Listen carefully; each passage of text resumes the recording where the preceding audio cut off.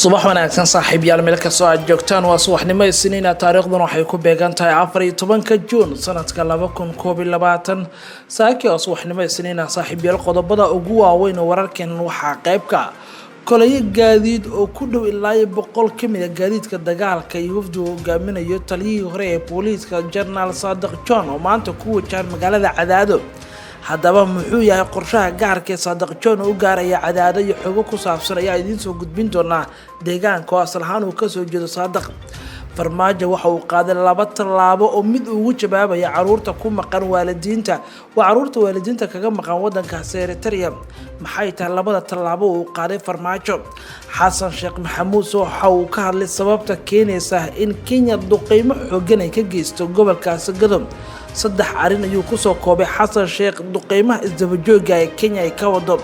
wararkii ugu dambeeyay magacaabista guddiga doorashada ee galmudug ee laga sugayay madaxweyne qoorqoor oo culays weyn kala kulmaya bila Soomaaliya haddaba waxaan soo qaadan doonaa culayska haysta madaxweyne qoorqoor iyo sababta ilaa hadda uu soo magacaabi laayay guddigii lagu ballamay ee doorashooyinka waxa kale saaxiibayaal qayb ka noqon doona wararkii ugu dambeeyay dhaqdhaqaaqyada ee kulamada siyaasadeed ee ra'iisul wasaare Roble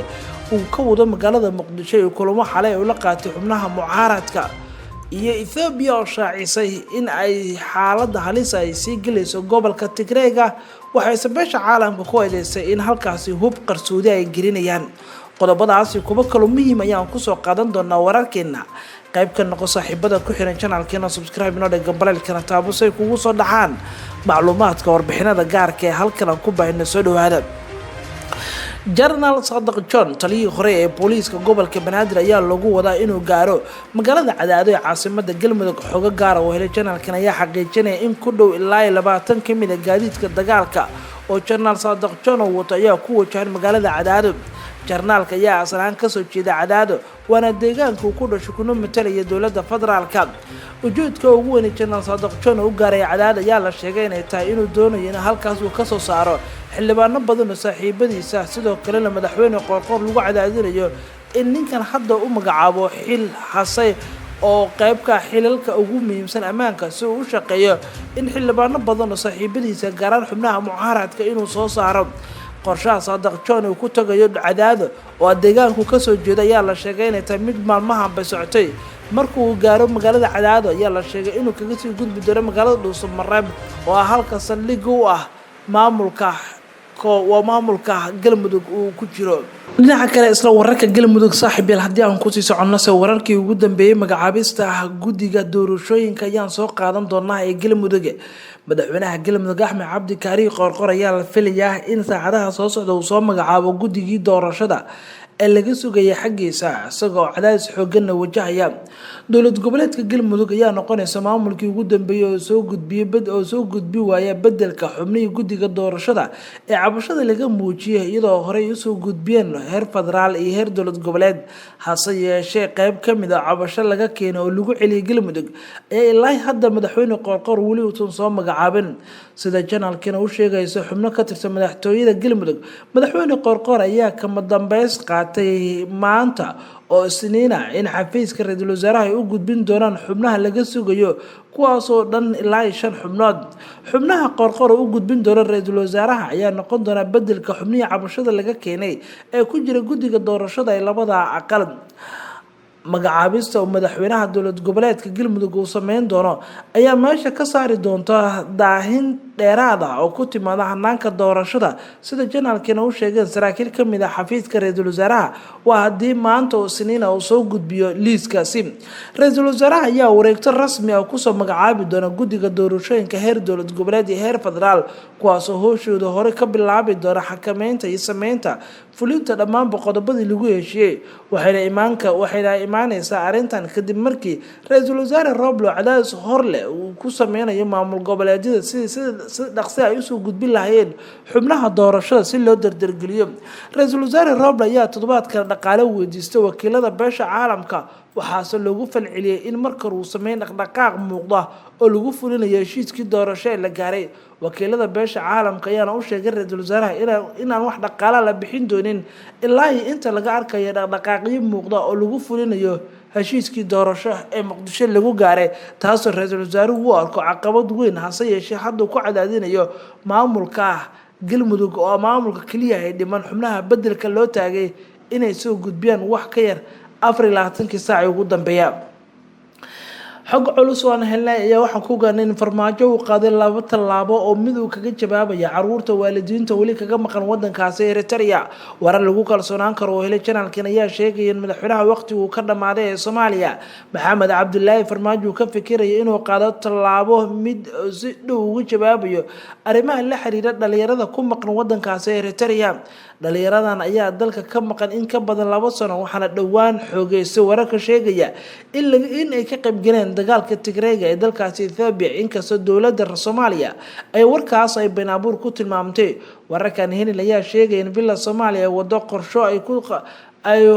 ku qaadayso wariyaal ka soo warama xaaladda dhalinyarada ee ku sugan wadankaasi Eritrea maadaama aysan awood u lahayn dowladda Soomaaliya in dalka ay ku soo celiso dhalinyaradaasi maadaama contract ama heshiis halkaasi lagu geeyay sida xogaha qaar aan helino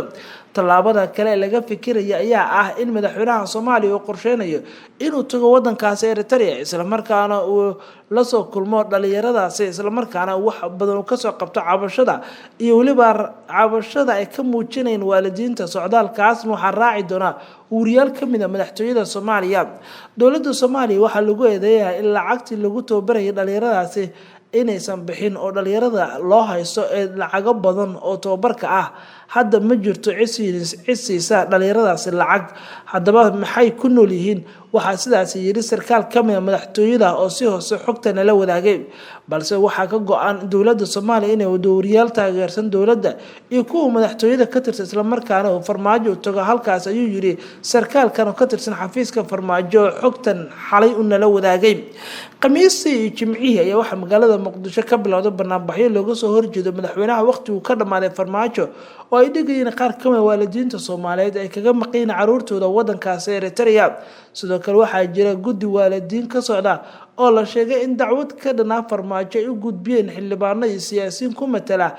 aqalka dowladda kuwaas oo hay'adaha garsoorka ayna arintani gaarsiiyeen Farmaajo ayaa wajahaya cadaadis badan oo ka dhashay caruurta waxaana warar soo baxay sheegay caruurta Soomaaliyeed ee ku xaniban wadankaasi Eritrea loo haysto dhaqaalo waaweyn oo ku saabsan tababarka Eritrea ay siineysay Eritrea ayaana la sheegay in markii hore loo ballan qaaday in dhalinyaradan ay tababarto muddo 6 bilood lana sii doono dhaqaalahaas waxaa la sheegay in ballan qaaday dowladda Qatar hase yeeshee dowladda Qatar ay si rasmi ah u sheegtay inaysan bixin karin wax dhaqaale ah oo arintani ku saabsan taasoo keentay in dhalinyaradii tababarka loogu qaaday wadanka Eritrea ay galaan xaalad kale oo halis ah